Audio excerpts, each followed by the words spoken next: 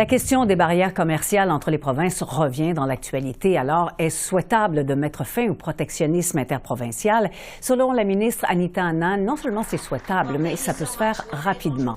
La ministre s'est prononcée là-dessus hier après la rencontre entre le premier ministre Justin Trudeau et les premiers ministres provinciaux la semaine dernière. Selon Mme Anand, la menace de Donald Trump a insufflé un sentiment d'urgence dans les négociations. Premièrement, nous avons le consensus entre les provinces et territoires de le faire. Ça, c'est la première chose. Deuxièmement, nous avons eu 3 recommandations très sérieuses pour livrer au Premier ministre et les premiers ministres de provinces et territoires. Ils vont les considérer aujourd'hui et je pense qu'on va continuer de voir la réduction de barrières de commerce. Alors, j'en discute avec la première ministre du Nouveau-Brunswick, Susan Holt. Bonjour, Mme Holt. Bonjour. Alors, écoutez, est-ce que vous partagez l'optimisme de Mme Anand qui dit que toute cette question de barrières tarifaires entre les provinces peut se régler très rapidement? Oui, je partage cet optimisme. Je pense que c'est le meilleur temps qu'on a vu depuis longtemps pour faire des gros pas de l'avant au niveau des barrières du commerce à l'intérieur. Alors, je pense que tous les premiers ministres sont prêts à faire des changements, à enlever leur propre exception, puis de travailler pour harmoniser nos régulations de transport routier, de mobilité à main-d'œuvre et beaucoup d'autres choses pour qu'on peut avoir un échange libre et ouvert autour du Canada à un moment clé. Bon, alors, qu'est-ce que vous préconisez? Est-ce qu'on passe d'un certain protectionnisme assez sévère, dans certains cas assez important, à pas du tout de barrières commerciales? Est-ce que c'est ce que vous souhaitez? Ah, si on peut y arriver à 0, imaginez. Je pense que dans 30 jours, éliminer les exceptions, ça serait incroyable. Mais je pense que le premier ministre a suggéré au moins même moitié. On va enlever minimum une moitié des exemptions. Alors, ça serait une gros pas de l'avant. Et je pense qu'on peut continuer le travail après le 1er mars pour enlever de plus. Mm-hmm. Qu'est-ce que le Nouveau-Brunswick serait prêt à laisser aller en termes de barrières tarifaires? Ben, nous sommes ouvertes à accueillir les produits de tous nos collègues au niveau d'alcool. On aimerait voir la mobilité de main-d'œuvre, particulièrement au niveau de construction. On aimerait que la nourriture se passe partout. Alors, on a chacun nos propres aliments qu'on protège, mais nous autres, on aimerait voir que nos produits de pêche et de l'aquaculture soient vendus autour du Canada. Alors, on doit ouvrir nos portes à les produits agriculturels et aquaculturels de toutes les autres provinces aussi. Mm-hmm. Le Nouveau-Brunswick a des barrières assez importantes, mais le Québec également, votre voisin, est-ce que, et le Québec dit qu'il n'est pas prêt à laisser aller toutes les barrières, celles qui ont rapport à la langue, par exemple, la sécurité, etc.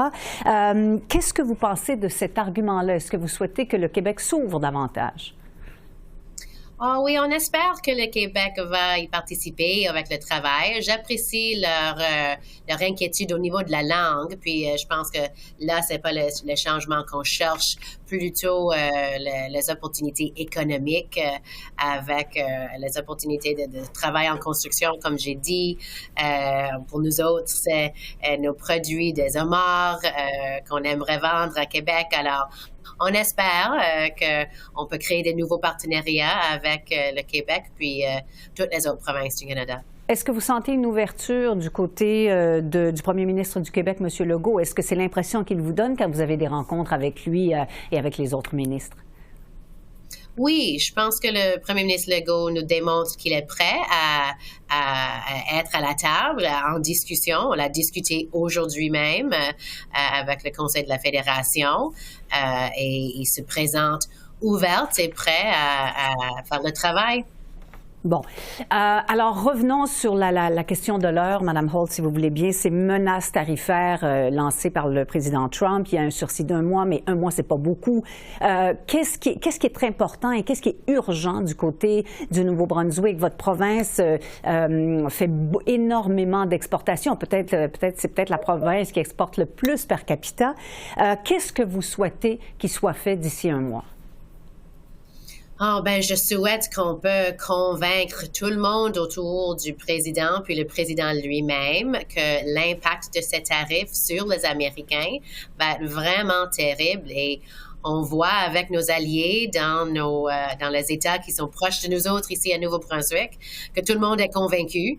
Il sait que ça va être vraiment un enjeu sérieux pour les États proches de nous autres, pour leur économie. Ils ont besoin de nos produits pétroliers, de nos produits de foresterie, de nos produits agriculturels.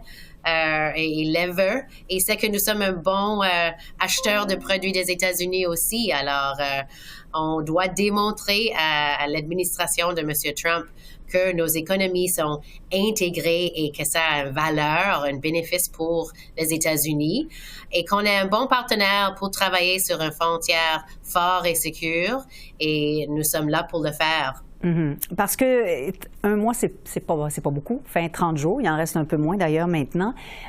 Qu'est-ce que vous avez à suggérer à cette fameuse équipe Canada qui est donc en train un peu de repenser les relations Canada-États-Unis? Qu'est-ce qu'il faut faire qui serait urgent? Je pense qu'on doit continuer d'être le Canada que tout le monde connaît, des bons voisins, des amis avec les États-Unis. Tous les premiers ministres vont se rendre à Washington la semaine prochaine pour démontrer que nous avons cet esprit de travailler ensemble avec notre partenaire le plus important, notre voisin de proche, qu'on est là pour leur supporter et travailler avec eux autres pour nous deux, on peut avoir des économies fortes et des économies bien intégrées, mais ouvertes avec une libre-échange qui est vraiment... c'est primordial pour qu'on peut continuer dans la future. Alors, nous sommes hâte de promouvoir ce message à Washington la semaine prochaine et de continuer d'être des bons voisins et des amis aux États-Unis pour avancer notre espoir d'enlever les tarifs. Bon, alors, on sent votre enthousiasme, Mme Holt, on sent votre discours assez amical, mais comment les gens chez vous ont réagi à tout ça? Parce qu'il y a bien des endroits, au Québec c'est le cas, mais ailleurs également, où on sent que la population a été très sous le choc, en fait, de ce qui a été annoncé par le président Trump. Est-ce que c'est le cas chez vous aussi?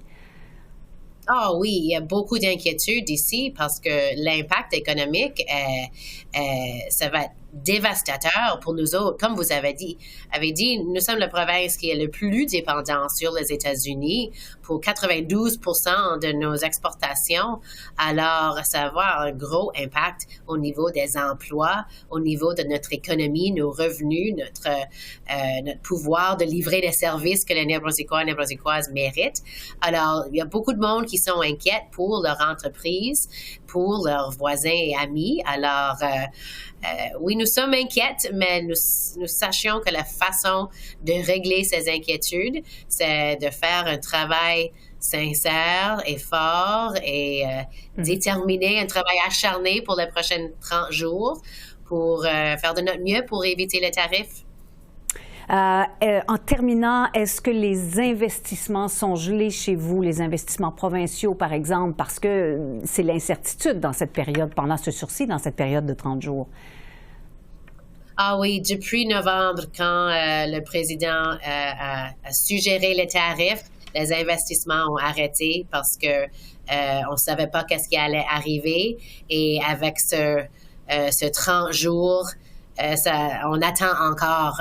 Personne ne veut vraiment faire des gros investissements ou embaucher des nouveaux sans savoir qu'est-ce qui va y arriver en mars. Alors, on a déjà vu une diminution de nos revenus et de notre activité économique. Alors, ça nous fait de la peine jusqu'au moment. Ouais. Madame Holt, merci d'avoir répondu à nos questions aujourd'hui. C'était un plaisir, Catherine. Merci à toi. Au revoir.